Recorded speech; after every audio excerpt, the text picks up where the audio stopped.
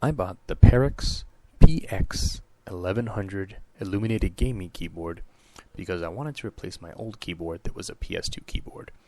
I had a KVM that I wanted to use across my different computers, but the KVM was a PS2 KVM. Unfortunately, my mice were USB mice, so I couldn't use it.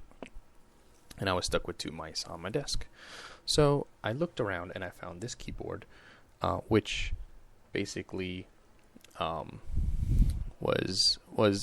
it's a gaming keyboard in the sense that it has rollover and key rollover, which is what I wanted. Other than that, I didn't really care too much for the different features.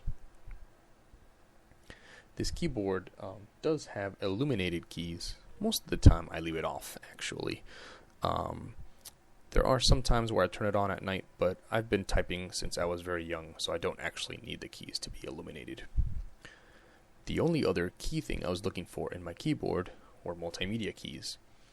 This keyboard does have multimedia keys, although they are a bit tiny. I wish they were just a little tiny bit bigger. They do have a good feel to them though, so it is pretty easy to use them, and I use them quite often when I'm listening to music. Overall, it's a very good keyboard.